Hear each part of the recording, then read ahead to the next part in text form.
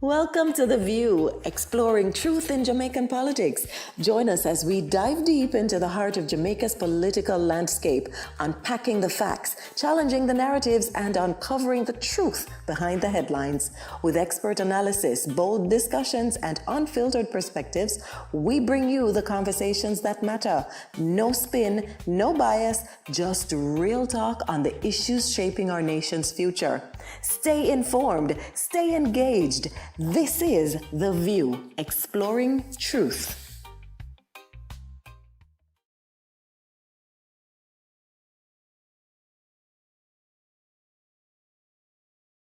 Um, I just want to say thanks for joining me today. Um, this will be a very interesting episode of The View. Um, there's a lot of things happening in Jamaica as we speak. The People's National Party is threatening or saying that they will be protesting the appointment of Dennis Strong as technical director to the Financial Investigation Division, um, popular known as the FID. Also, there was very good news for people who want to, love to travel to Jamaica because the U.S. Department of State Travel Advisory um, was downgraded. So that is positive news for the country. And another, I would say, great, if not massive news was that gunfire at one of the port recently, where the police reported that over 200 guns was intercepted or found at one of our ports, and over 40,000 rounds of ammunition. So that was big, and those are the major things that is happening in our country. So those are the things that I want to have a discussion with you all on this week, as we look at what is happening in our country and we explore the the truth. As usual, my name is Anthony Fisher, and I'm inviting you to hit the like button. All right, like, subscribe, and share this channel with as much people as possible, because it is depending on you, and we really want you to be engaged, especially in the chat. Let me hear what is your view, and stuff here, so we can have a discussion around what is happening in our beautiful country, Jamaica land we love. So I will be joined by a guest later in the show. I will introduce him as soon as he comes on, and we will have a chat, especially in regards to Mr. Trong's appointment to the FID, and what the People's National Party um, is saying, and whether there is merit or no merit to the view that they are forwarding at this time. But let me start with the travel advisory, because especially for my friends here in the my friends in the diaspora, that this is big. All right, it has a lot of implication. So and we all know that Jamaica's economy is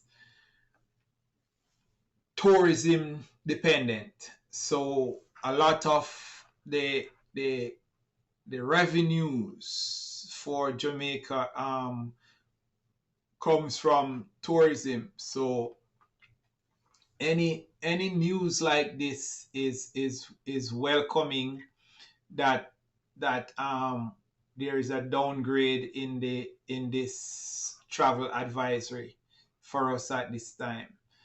Um, so what happened? The U.S. State Department recently downgraded its travel advisory for Jamaica from level 3, which a level 3 really is telling its citizens to reconsider their travel plan, whether or not they want to travel to Jamaica. And this is now downgraded to a level 2, which mean exercise caution. All right, and this was done on May 29th. This change reflects an improvement in Jamaica's security situation, particularly a sustained reduction in violent crime rates, included a notable decline in murders over recent months. So, viewers and subscribers, what does this mean for Jamaica? It simply means this: there is improved international perception of our country. Being categorized as level 2 places Jamaica alongside countries like France, the UK, and Italy, which are popular tourist destinations. This alignment can enhance Jamaica's image as a safer place to visit.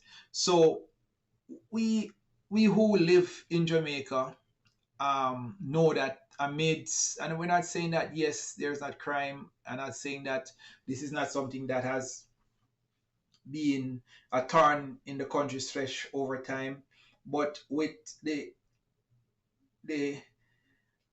improved situation, and with the prime ministers and the government making a serious effort in terms of investment in our security forces, we have now seen that benefit being paid off, and the country is reaping that reward.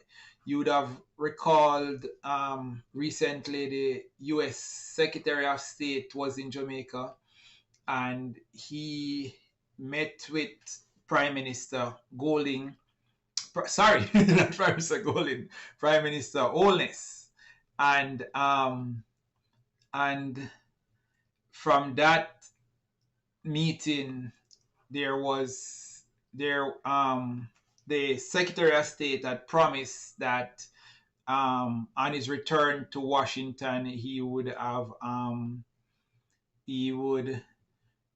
review the travel advisory that was out at the time.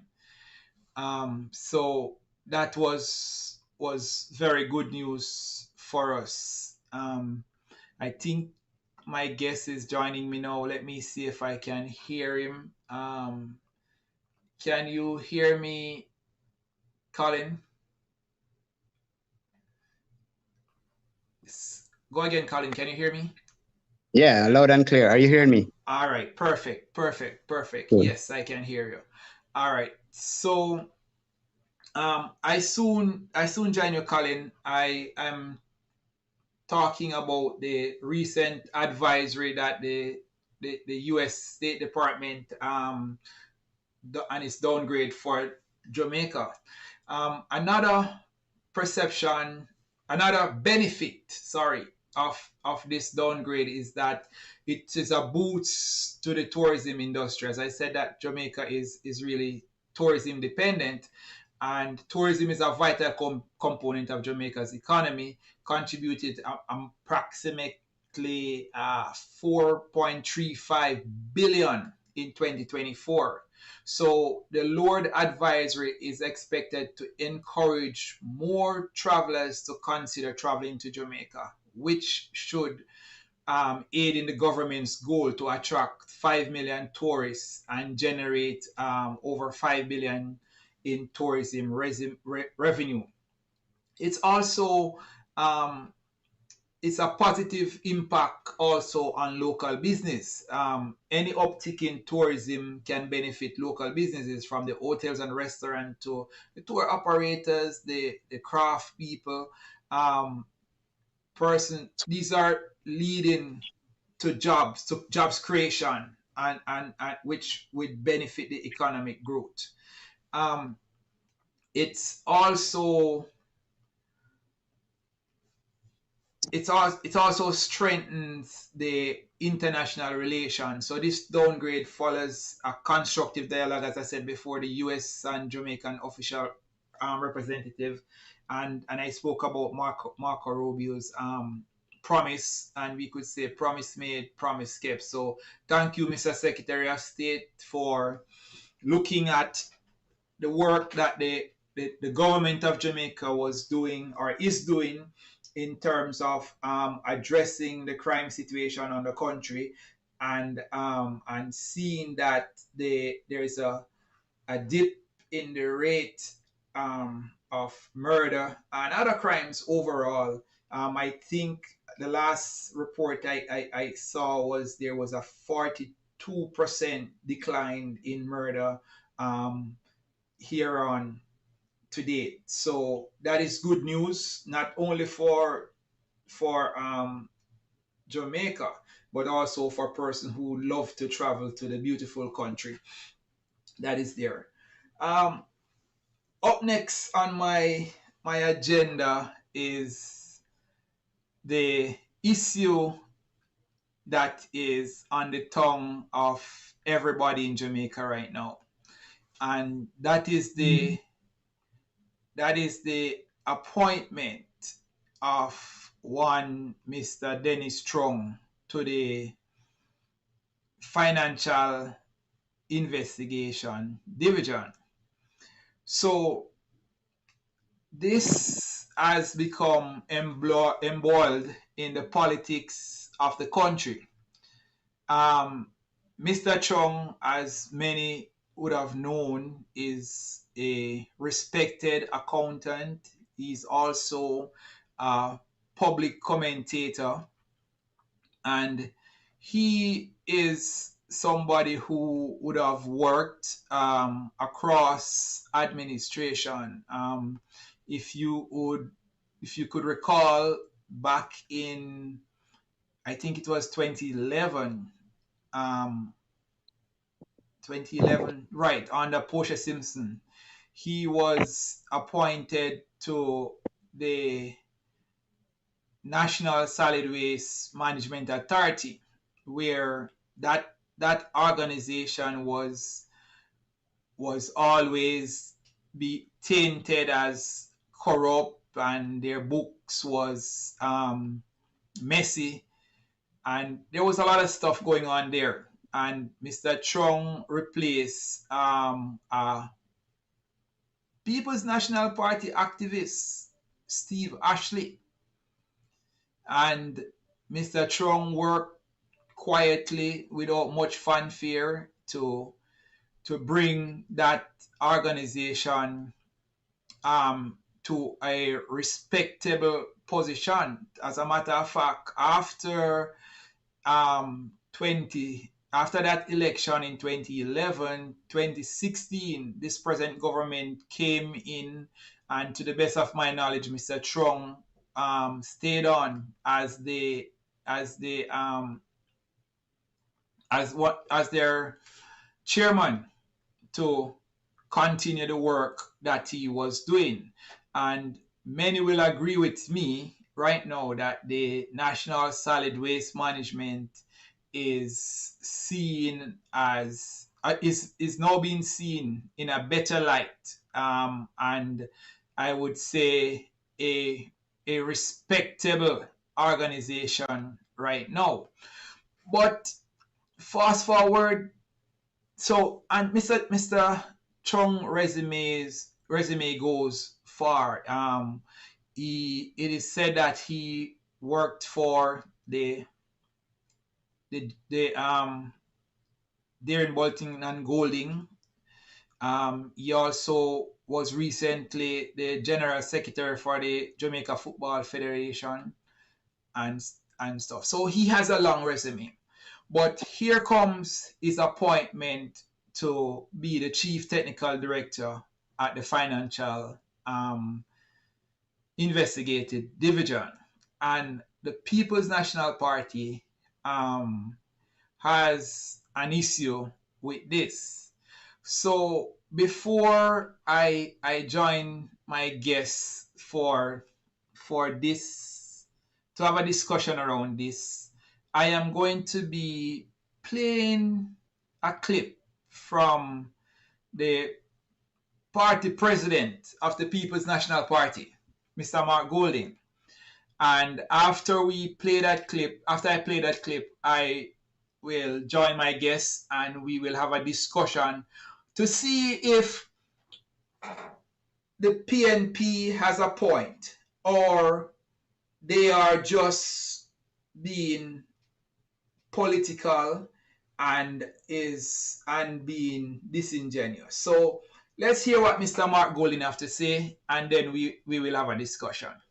Matter of the Integrity Commission report into the statutory declarations filed by the Prime Minister and their investigation of his affairs in relation to, in particular, the offense of illicit enrichment, has been of grave national concern to Jamaicans at home and abroad.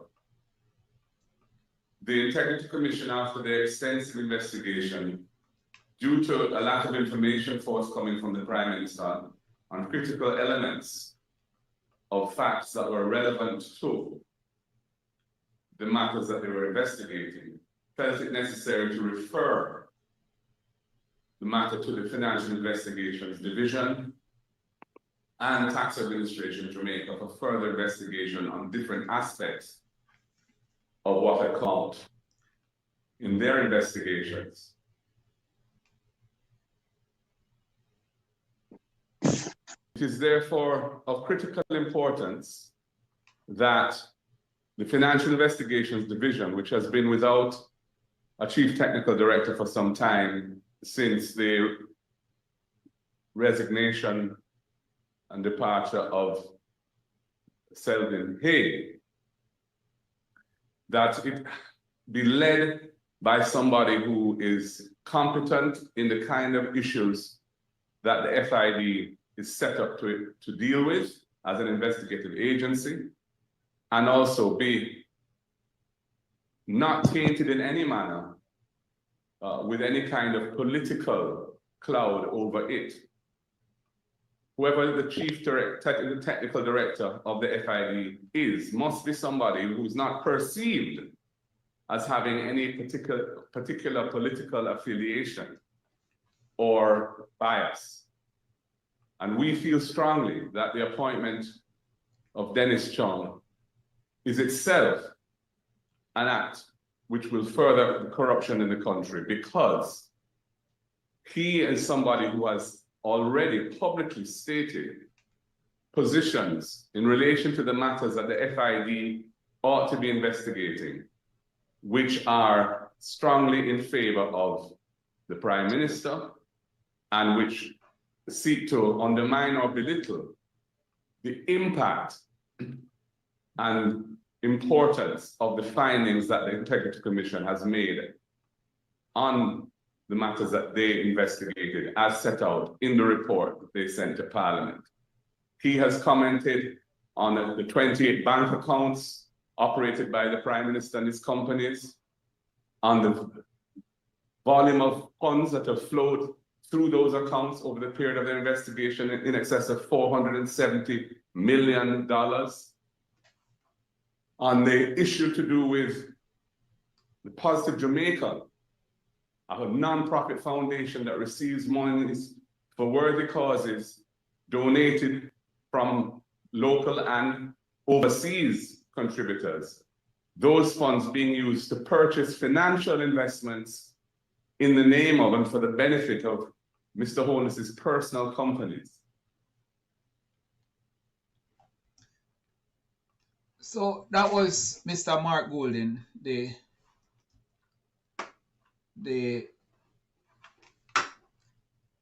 so that was Mr. Mark Golden, the president of the People's National Party.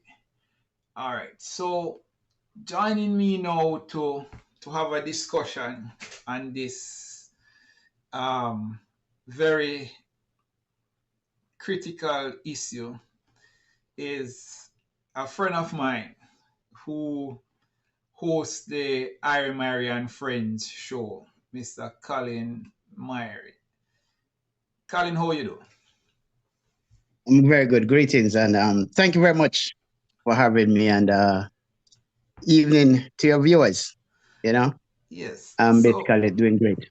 Yes. So, Colin, you'd have heard my monologue on the entire thing and laying out Mr. Trump's resume, but you would have also heard what the leader of the opposition just outlined. And I don't know if you know, Colin, because I know that you followed what is happening in Jamaica, but as we speak, the People's National Party is planning a protest over this very issue. As a matter of fact, I saw something online just now that was headlined, the PNP will show its strength tomorrow and stuff. So from all indication, the People's National Party is planning. It says the 72 hours ultimatum given to the JLP government to deal with the People's National concern over the appointment of Dennis Chung to head the FID will expire Monday, June 2, 2025. It says message have been circulated to encourage people to support a massive demonstration planned for Monday, June 2. The main demonstration will be at Eros Park in front of the Minister of Finance and Public Service. So that's what is being planned. But Colin, tell me, what is your view on this particular issue? I'm gonna give my view in a few minutes, all right? Yes. But the thing is that you and I, we're born at the same month, and yes. I hear introduce, Dennis, and I had a few things I would like to add to what you say in his introduction, So if I may, right? Sure. Do I have your permission? Yes, you do. Go ahead. Okay. We know that we want to find out basically who is Dennis Chung, and Jamaicans are hearing the name Dennis Chung being bantered in the last couple of days. Mm-hmm. However, I believe Dennis is no stranger to the world of business. Dennis has navigated various endeavors over the last 35 years, and he is also a graduate of the Jamaica College and the University of the West Indies and the chartered accountant by profession. He basically worked at PricewaterhouseCoopers. I think that was his first job, and which is a major accounting and auditing firm. He was also former chief executive director of the private sector organization of Jamaica, and he was formerly chief executive officer of Supreme Ventures Limited, and I believe he is currently the chairman of the board of the Office of Disaster Preparedness and Emergency Management, ODPEM. All right, and he held a couple of positions, as I say, director of Petrojam, director of the Football Federation, and so forth, and also, as I said, he was chairman of the Waste Management Authority, So throughout this journey, the PLC and such, I just give you that brief info because, I've had him on my show at least 3 times. So what I need to know, we need to know if Dennis is qualified for this position. You know, when in fact an ad was placed in one of the daily newspapers asking, you know, for applicants and persons to apply for that position, you know. Previous occupants, you know, had various credentials, you know, experience in law enforcement was one of the requirements, at least 12 years, you know, and strong background in management, which Dennis may had, but I'm not sure if he had any background in law in enforcement. So I see where the Gleaner has it that it was no longer a requirement, you know. Why was that no longer a requirement? And Jamaica needs to know. And the Service Commission, right, posted another ad a couple of weeks after lowering the requirement. So we need to know, why is that so? Who authorized it, you know, and who were the other applicants, and what was their qualification, you know? So I just have some few questions. Was Dennis the only one that applied, or was it a situation where he was invited to submit an application, you know? So basically, the Service Commission needs to tell us what exactly happened, why it was lowered, and what makes Dennis their choice. All right. I hear you loud and clear, but I want to address your first, or maybe your one of your questions. And I have heard about the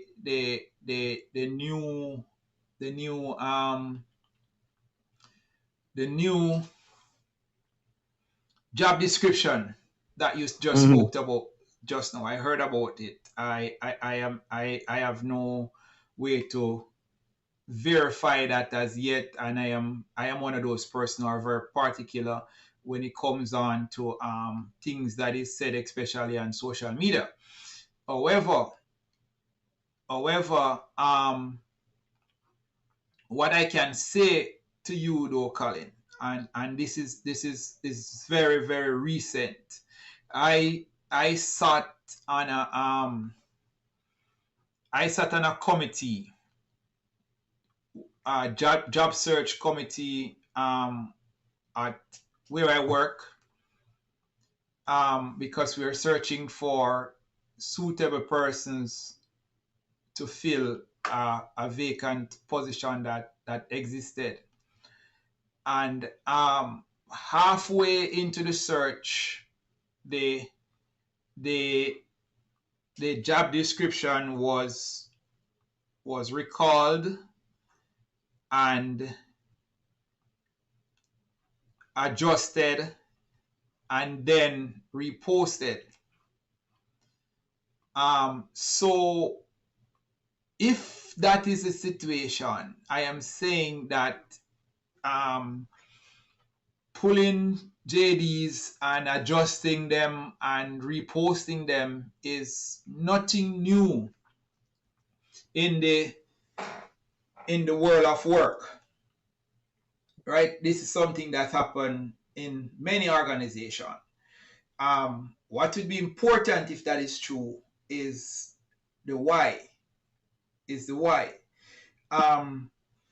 A quick search would have shown that there was other persons who would have led the FID before, who was not law enforcement, who was not in law enforcement or anything like that, because you and I know that certain job is a matter of management and not necessarily expertise in that area, because you as the manager would have had or have to your in your leadership people who are qualified to carry out that aspect of the job, right? So you would have had your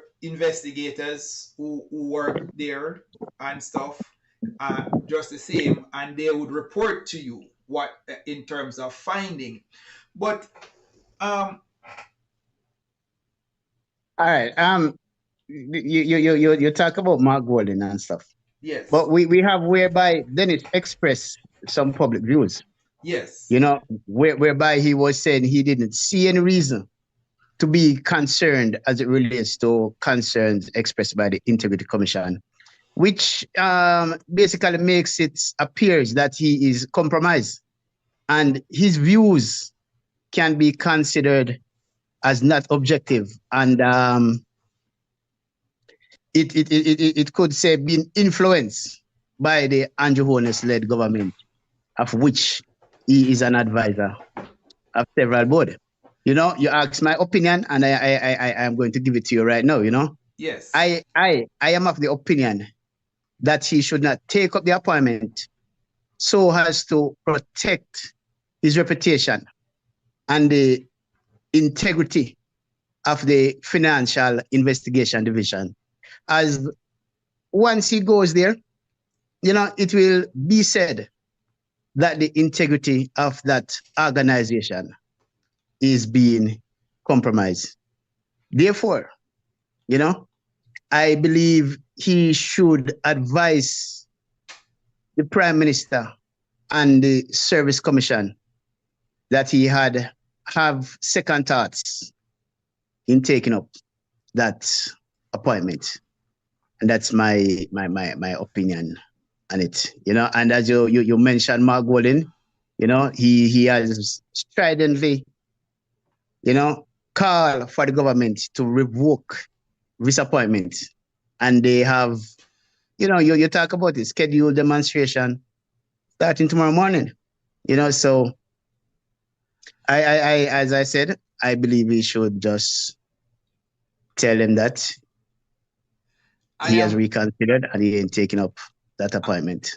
I am happy that you went there, because I am going to ask you to indulge me, and I'm going to give you some reasons, and I said reasons, why I don't believe Mr. Chung should, or Mr. Chung's appointment should be rescinded. All right. First one, Mr. Chung was not appointed by the government of Jamaica. He was appointed by the Service Commission. Where, and that's what I said. Let me finish. Okay. Which is a system in government to employ person in sensitive posts. All right, and this would have been used across administration. That is one point. Critically though, is that Mr. Chung, as an individual, all right, has a right to exercise free expression, all right, and anybody who does that demonstrate courage, but not only courage, also integrity.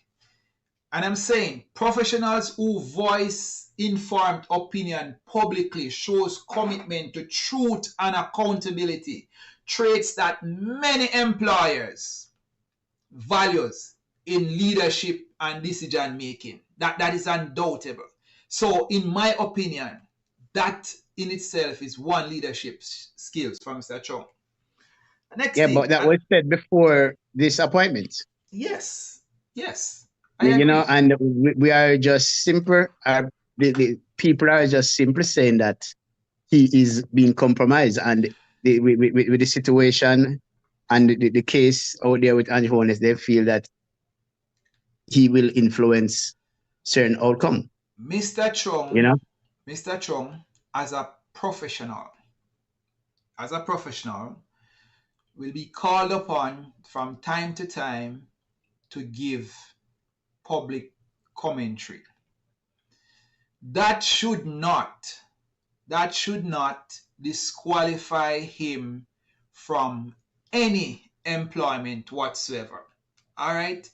Public commentary reflect a genuine passion for the industry or topic that the person or that candidate is engaged in or is invested in where they work. All right? Professionals who engage in public commentary, like Mr. Chung did, right? What they do, they help to raise the level of discourse from an informed conversation on policy making. That's what I think Mr. Chung did in his public discourse. If the question was asked about Mr. Golden or any member of the PNP, not speaking for Mr. Chung here, I think that the discourse would have been the same. So then why if somebody in his professional capacity gave an opinion on an issue, you are saying that makes him compromise from future employment? You can explain that? Let me ask you this. Yes. You know of a man they call Vin Lawrence, right? I do. Yeah. God, Would the God you of the say- PNP. Yes. So would you say that Dennis Chung is the Vin Lawrence of the JLP? No, You wouldn't put it that way. no. Dennis has worked across various, boards in the Did JLP. Mr. Vin Lawrence sit on any boards when the JLP was in power? Yes, indeed. Which minister appoint Dr. Vin Lawrence to chair the board? I don't remember this electric thing. But it's named some energy thing that they had.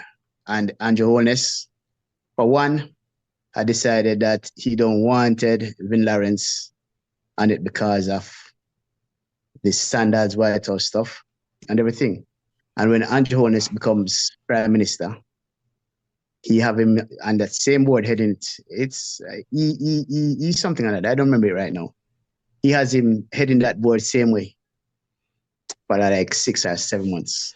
So, right? It was some energy thing, I believe. I would have to look it up right now. so But it's the same. I'll say this to you. To you that again, based on Mr. Lawrence was a known member of the People's National Party. Isn't that a fact? That's a fact. That's a fact. Is Mr. Chung a member of any one of the political party? I'm not sure, but I don't know if I should even say this, because I did a lot of research on him because it's based on it. But do you know that, how do I say this now? He was, I believe, an advisor to Edward Seaga, or he works with Edward Seaga, Andrew Holness, all of them. He was doing the same job to what Andrew Holness used to do. And what's his name? The other one they were firing him, man, they're Atlanta.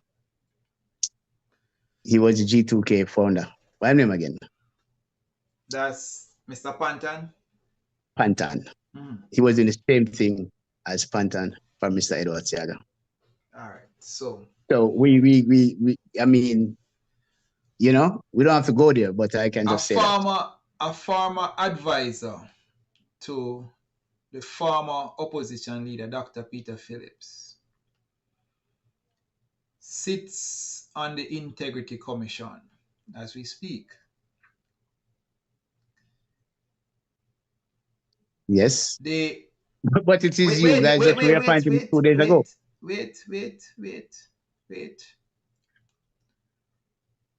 Members of the leadership of the People's National Party,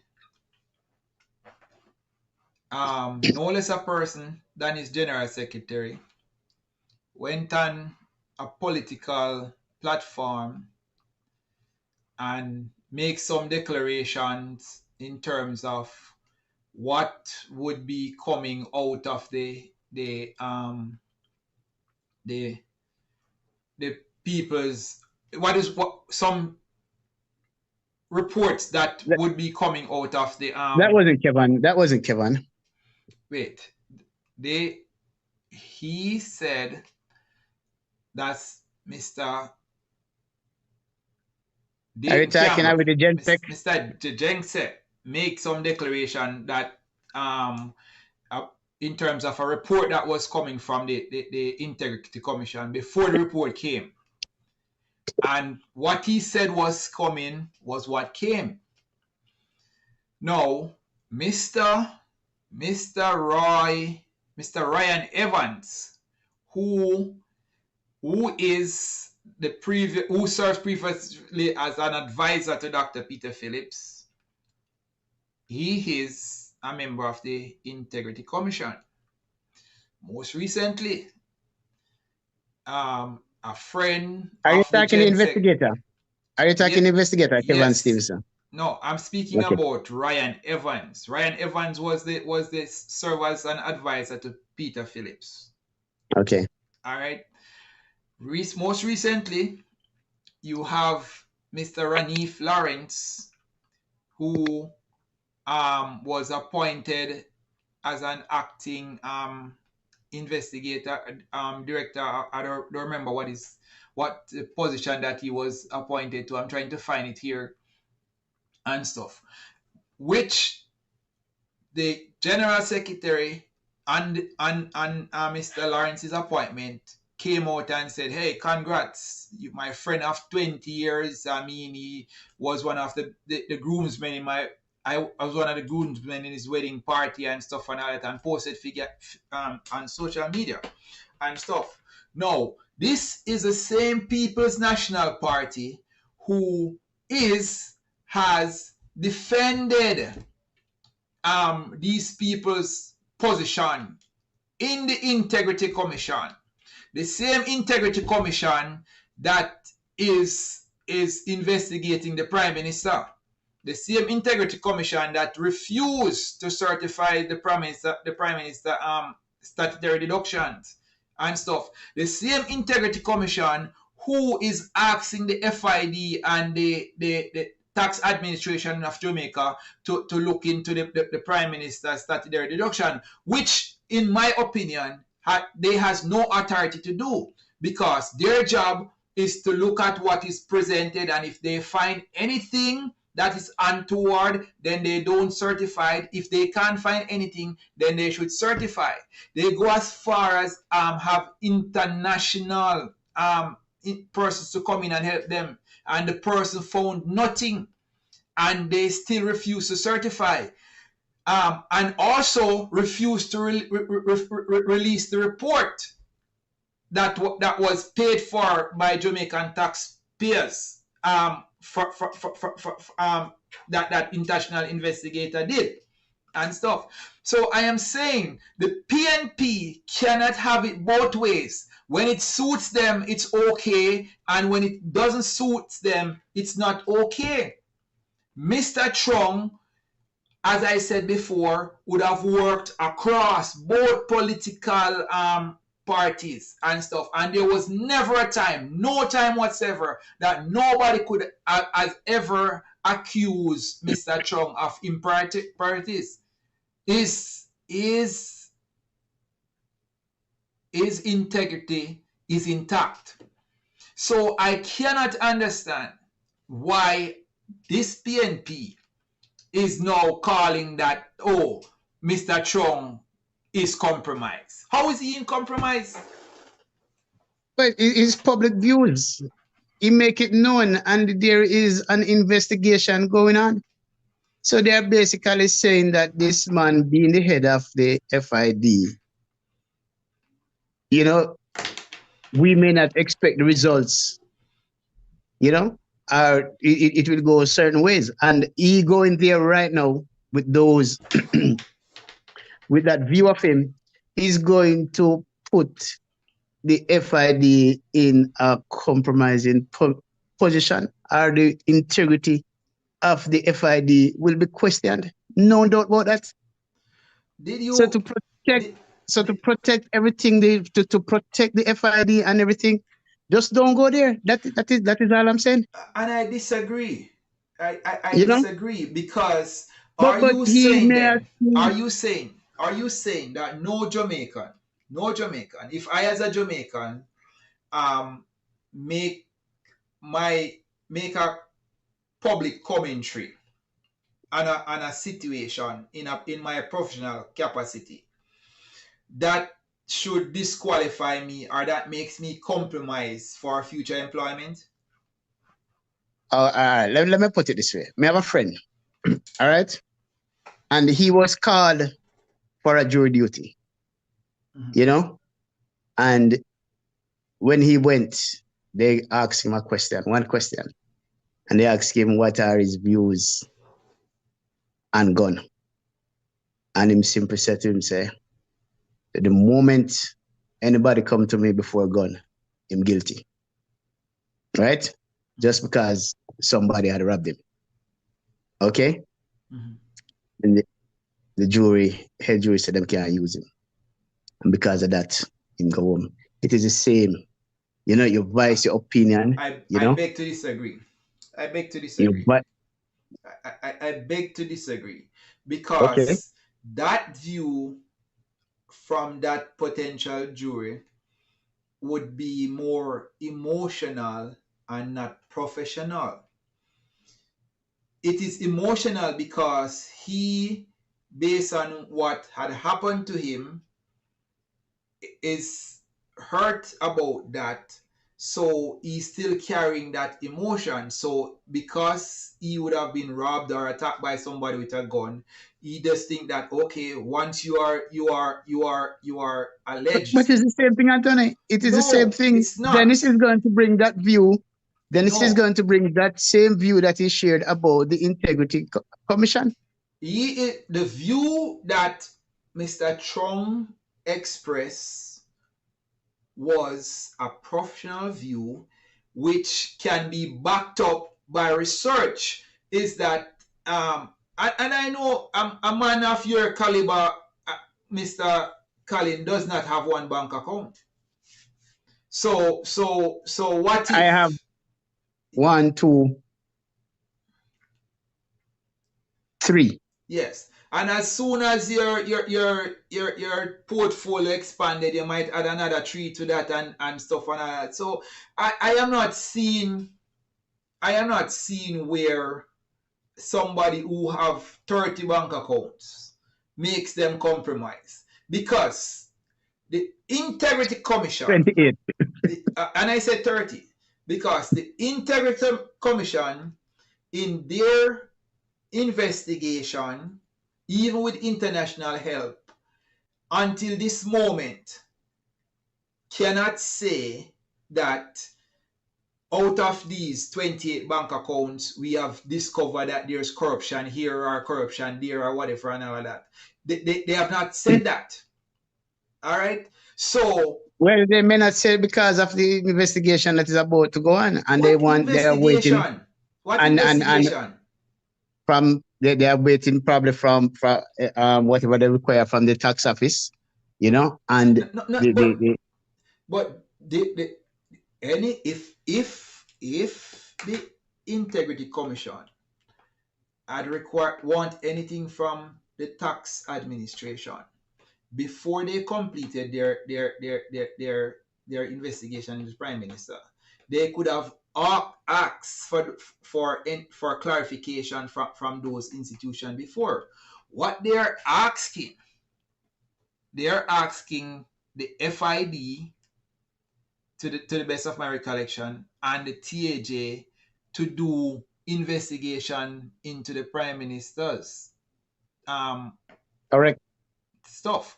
Now, does the IC have that authority. That is something that the court is going to rule on, and we're waiting for that ruling. Also, does TAJ or FID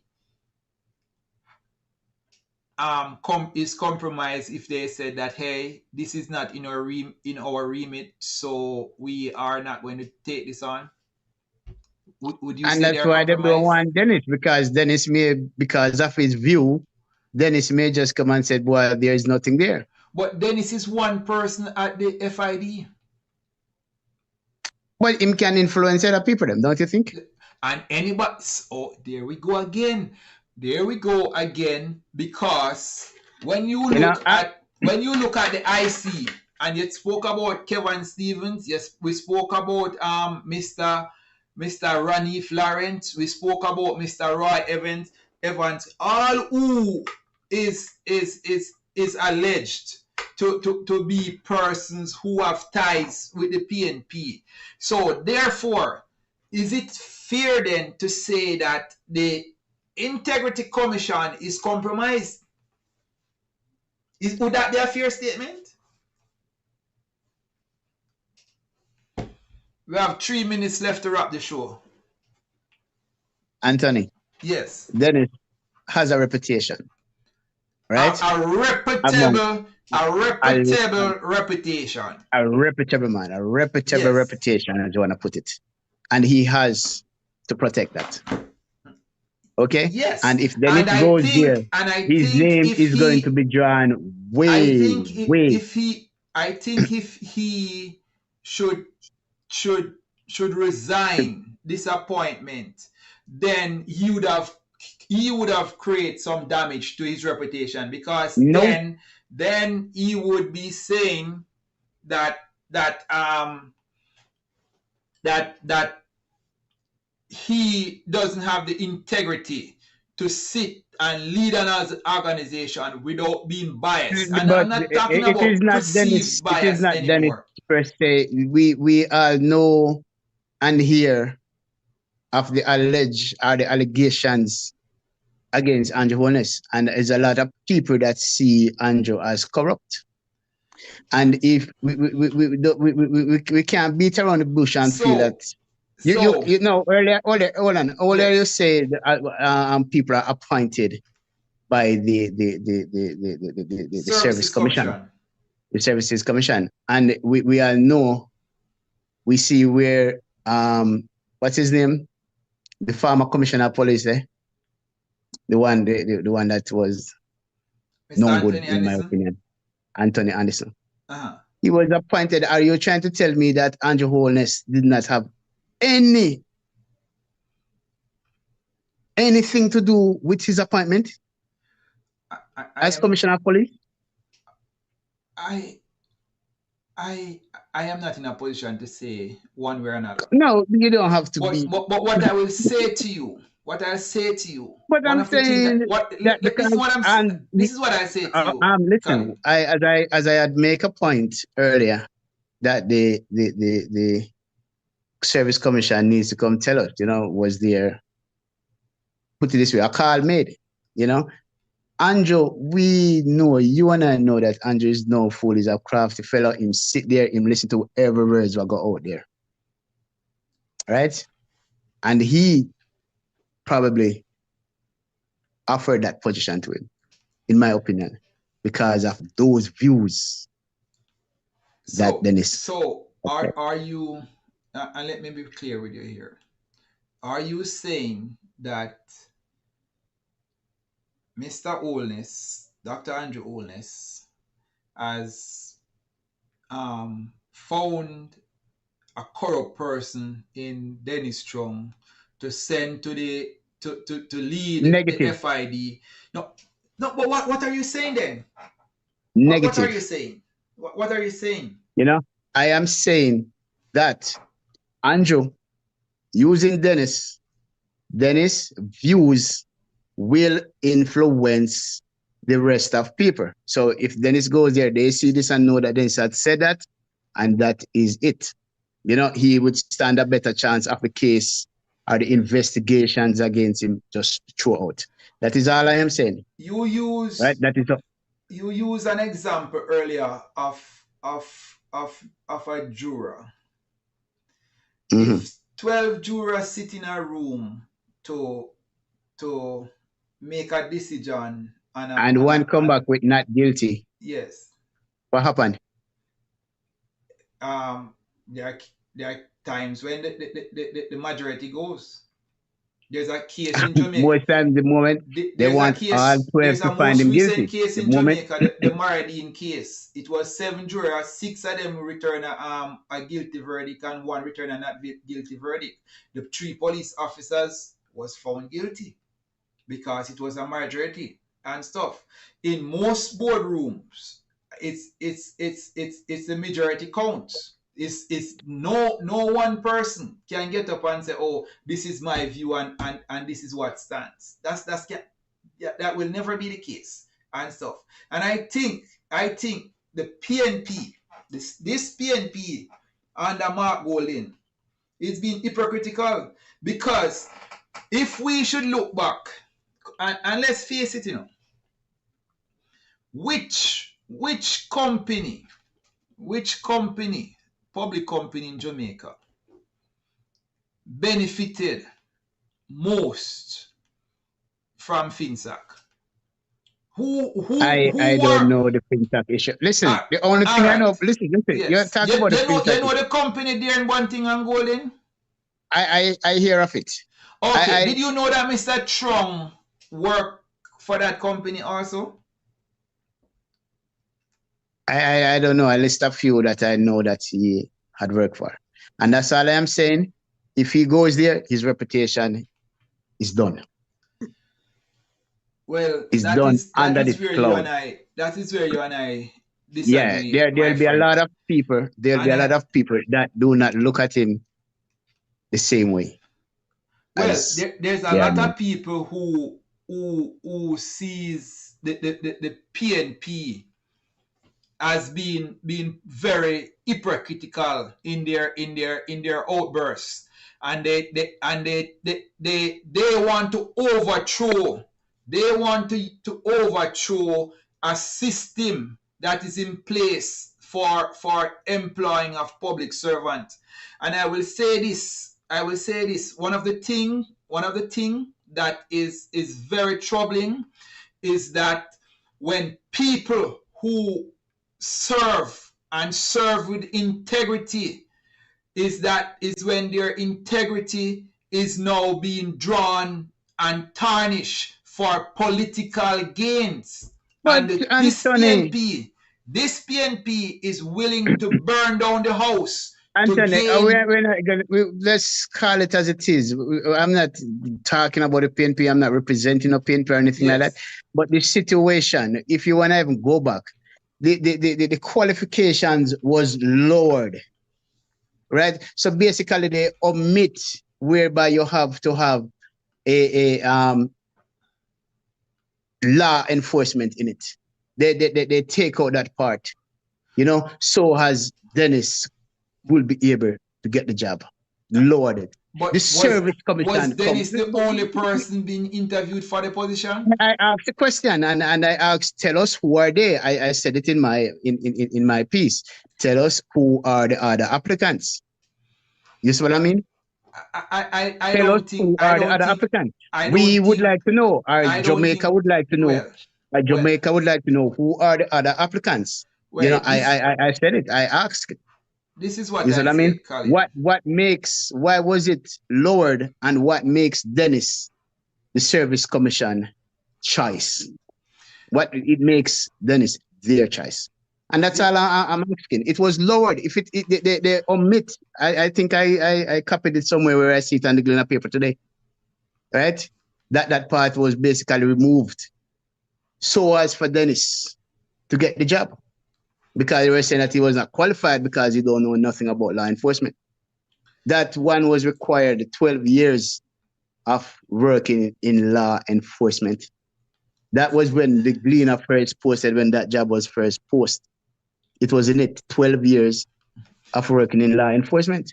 And that one was taken out to accommodate. And I'm going to say, as I said, Dennis has been on my show, no disrespect to him. It was taken out to accommodate him. Well, Yes, what I mean? that To make is him your view. That is your my view. view. Right, that is My your view. view. But Right? So the I am commission saying, needs to tell us exactly what happened. Did they receive a call? Or, you know, did they get a call from the office of the Prime Minister? I am positing this to you that I have sit on more than one job search committee where, for various reasons, the JD was recalled and re-edit, not to fit any one particular person, but to widen in terms of who could apply for the job. Because, as I said, sometimes, and all right, and I'm going to use, and I'm going to say where I work, but in my department, we had a JD sent out recently for 2 positions, and in a meeting afterwards, we were looking and we were saying, oh, this person is here with that particular skill, that person have that particular skill. Maybe we need maybe we need this JD to be framed in a particular way so we can get persons with a particular skill now to apply, because which would complete the circle. So we made the recommendation to HR, and they recall the JD, re-edit, and repost. All I'm saying, if what is in the Gleaner is true, I am saying this is nothing new when it comes on to job descriptions for persons. What is troubling though, Colin, is that penalizing individual for lawfully professional commentary set a chilling precedent. Respecting this kind of speech affirm a commitment to open dialogue and progression in the workplace. I am saying that nobody, whether PNP, JLP, no P at all, should not be punished or whenever you give professional commentary and an opinion from a professional, for your professional background, because the media. Okay, so are you saying that the FID won't be compromised? Are you saying that the FID won't be compromised? I have no evidence whatsoever. And if I should, if he takes up the position, or it won't be seen as compromised. No, being seen as and is 2 different things, because people can influence a particular narrative. You understand what I'm saying? But if we should look at the evidence that is in front of us with this man's career, this man's resume, that's the word I'm looking for. This man's resume, there's nothing and that with we his can resume, use to he say should not. that, and with his resume, this man is not a professional. This man is an ultimate professional and that's who loves to serve his country. Exactly. And so with his resume, he should not take up that appointment so as to protect his reputation and the integrity of the Financial Investigation Division. That's all I'm saying, because once he goes there, it will be said that the organization or the integrity of the organization is being compromised. So let's take Dennis out of it then, and then deal with the FID. Yes. So would you agree with me now then? If, say, hypothetically, Dennis Chung decide that, you know what, I'm going to resign this position, would you support me in calling for the resignation of Mr. Ranif Lawrence? Yes, but you guys had called for it from the moment. Yeah, right. Listen, the moment that I remember the hula balloon. I'm asking you if you would support me with that call. Yeah, I will support you. Okay, all right. So You know? as a wrap, let me just run through Dennis's resume quickly here, because I have it. So Chung has a strong background in accounting, finance, and leadership with extensive experience in both public and private sector in Jamaica. So before being appointed the chief technical director, which starts tomorrow, June 2. All right. He was recently the general secretary of the Jamaica Football Federation. All right. Then he was also the chief executive officer of the private sector organization of Jamaica. He was the chief executive officer of Supreme Ventures Limited. He was a financial controller, worked at he Price worked water super. in food and financial industries, project manager for Air Jamaica divestment. He Chairman of Grace Kennedy. airline board, chairman of the office of ODPM, chairman of Solid Waste, chairman of Grace Kennedy. He's a director at Wickham Wheat Farm, director of Jamaica Football Federation, past director of the Bank of Jamaica, past director of Statistics Institute of Jamaica, past director Betting, Gaming and Lottery Commission, other notable involvement in president of the everyone Institute of is simply Accountants saying, and serve as president and protect member of the his Jamaica Municipal Peace reputation. Association. Regular, and this is the one, he's a regular economic and financial commentator and columnist. Yeah, then it So is he provides accepted. commentary in Jamaica's media. So why should what is Dennis the PNP is calling for? easily accessible. Dennis is a man that just stays in the spotlight at all times. Everything, whether it's him post about him bicycle riding or all of them stuff there. And You isn't know, that healthy he for a is democracy? always in the spotlight. Is very easily accessible. Isn't that You know, healthy for a and he needs to democracy? protect that reputation because of Andrew Holness. If I guarantee you that if the comments was made in relation to Andrew Holness, nobody would have an issue with it. Yes. But the thing that is going on with Andrew Holness and he being the head of it is what the problem is. The lies. If he hadn't uttered those, words, the lies if he that hadn't the shared those views, PNP, if the he lies hadn't that the shared that view, PNP is trying to spread on the honorable prime minister, and if somebody put a professional views, anybody put a professional view out there, it's going to become an enemy of the PNP. That's what it is. All right. Okay.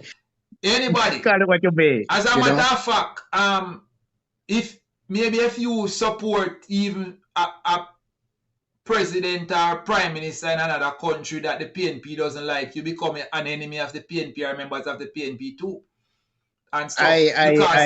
Because that is what it is. I supported Donald Trump. There's a lot of comrades who don't like it. And stuff like that. So you have become an enemy of some of them. I probably am, just like I'm a lot of enemies with the JLP because I had a sharp person at that time, you know, and such, you know. Colin, do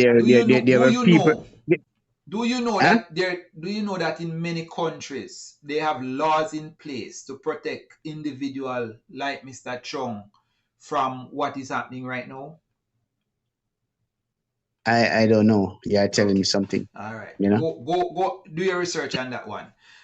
Colin, that is where I'm going to call it a wrap on the show for today and stuff. I appreciate you joining me, my friend.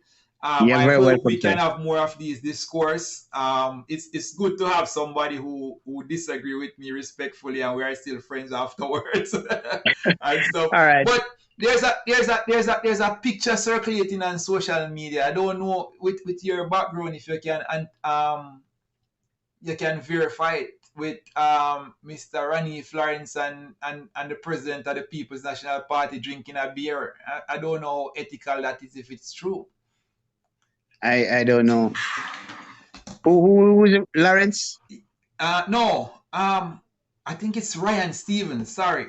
Yes. But one of those persons at the IC. having a beer with the leader of the opposition. I don't know how authentic the picture is because we are in the age of AI and all of those stuff, so people can do things. But use your good office to see if you Yeah, can but you know, authenticate it from, you have people that are good at that. I won't even look into it. You see what I mean? You have people No, that is very good at that. but if that is authentic, again, I don't think ethics. I can say right now I don't think it is. Okay, well, use your good office and do some research. I hear you have No a man, direct, me not go check up I on that. hear you have I a feel direct that number to the leader of the opposition. you know your friend. I'm not gonna call his name, but that's his work. That's his work. I have many friends. You know which one me attack. I have many That's his friends. work. I have many That's friends. his work. But when you talk about that, I come straight from film playbook. Okay. Well, Yeah, well, I guess that must be somebody that you know very well then. Yeah, that's coming straight from his playbook. All right, Colin, thanks for joining me. Okay, thank you for having me, It was good chatting All with right. you. All right. No problem, boss. Talk to you later. Catch up next time. Viewers and subscribers, that's where we're going to call it a wrap this week. I mean, this was a very engaging discussion. And as we watch what is happening on the political scene in Jamaica, let's see what the PNP is going to do. Let's see how much, if they're going to just use this as a way to energize their base and to get their base to come out to protest and whatever. But is there any merit to this accusation? You have already know my views. I think there is none. Mr. Chung is a man of integrity and a man who loves to serve his country. He has done so in many capacity before. And I hope he does not take this as something that he should give up on this opportunity again to serve his country at the FID. Mr. Chung, I wish you all the best, sir, as you continue to serve. We need more people like you with integrity to serve this, our country, Jamaica. Thanks. Viewers and subscribers, like, share. All right, share the channel. All right, and see you again very soon. If not Tuesday, next Sunday. One love. Blessing. Jamaica all the time.